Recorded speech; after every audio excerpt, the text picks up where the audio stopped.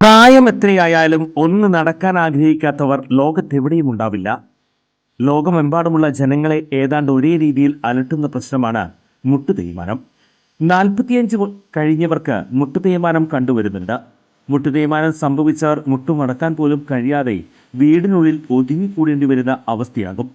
അത്തരം രോഗികളുടെ ജീവിതം തന്നെ മാറുന്ന വിധത്തിൽ നൂതന സാങ്കേതിക വിദ്യ ഉപയോഗിച്ചുള്ള ശസ്ത്രക്രിയ പ്രചാരം നേടിക്കഴിഞ്ഞു. കൃത്രിമ മുട്ട് മാറ്റിവെക്കുന്നതിനായി സാങ്കേതിക വിദ്യ സ്വന്തം പരീക്ഷണാടിസ്ഥാനത്തിൽ കണ്ടെത്തുകയും അതിൽ വിജയം കാണുകയും ചെയ്ത വ്യക്തിയാണ് ഡോക്ടർ പ്രേംകുമാർ.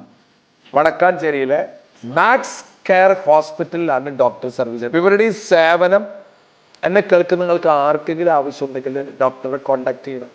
അങ്ങനെ നിങ്ങളുടെ ബുദ്ധിമുട്ടുകൾ മാറ്റട്ടെ. ഞാൻ എൻ്റെ ജീവിതത്തിൽ എത്ര ചിന്തിക്കാറുള്ളൂ. ഞാൻ കാരണം ഒരു മനുഷ്യന്റെ ബുദ്ധിമുട്ടുകൾ മാറ്റാൻ പറ്റിയാൽ, എല്ലാ ബുദ്ധിമുട്ടും അവരുടെ മാറ്റാൻ നമുക്ക് പറ്റില്ല, ഒരു ബുദ്ധിമുട്ടെങ്കിലും മാറ്റാൻ.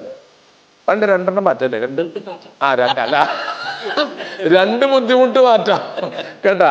കാലിന്റെ മുട്ടിന്റെ ബുദ്ധിമുട്ട് അത് നമ്മൾ മാറ്റി തരും. ചുരുക്കി പറഞ്ഞാൽ ഈ വടക്കാഞ്ചേരിക്കാരൻ ഡോക്ടർ പ്രേംകുമാറിന് മുന്നിൽ മുട്ടുമടക്കാത്തവർ ആരും ഉണ്ടാകില്ല. 63ാം സംസ്ഥാന സ്കൂൾ കലോത്സവത്തിൽ സമ്മാനം കിട്ടിയില്ലെന്ന് പറഞ്ഞ് വിദ്യാർത്ഥികളെ പ്രതിഷേധത്തിന് ഉപയോഗിക്കരുതെന്ന് വിദ്യാഭ്യാസ മന്ത്രി വി ശിവൻകുട്ടി പറഞ്ഞു. പ്രതിഷേധിക്കാൻ ആരും വരേണ്ട. കലോത്സവത്തിലെ മത്സരങ്ങൾ ജനാധിപത്യപരമായി എടുക്കണം. യുവജനമേളയുടെ അന്തസ്സും ചന്തവും നശിപ്പിക്കുന്നതിന് വേണ്ടി ഇത്തരം കാര്യങ്ങൾ നടത്താൻ അനുവദിക്കില്ല. കലോത്സവത്തിന് കളങ്കമുണ്ടാക്കുന്ന തരത്തിലുള്ള പ്രവർത്തനങ്ങൾ അച്ചടക്ക ലംഘനമായി കണക്കാക്കപ്പെടും. പരിപാടി അലങ്കോലപ്പെടുത്താൻ ശ്രമിച്ചാൽ ശക്തമായ നടപടി ഉണ്ടാകുമെന്നും മന്ത്രി മുന്നറിയിപ്പ് നൽകി. ജഡ്ജസിനെതിരെ പ്രതിഷേധം അനുവദിക്കില്ല.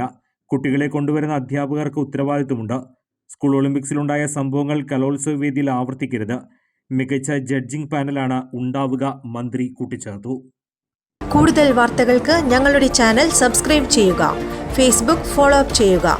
വാർത്തകൾ വേഗത്തിലറിയാൻ എനി ടൈം ന്യൂസ്.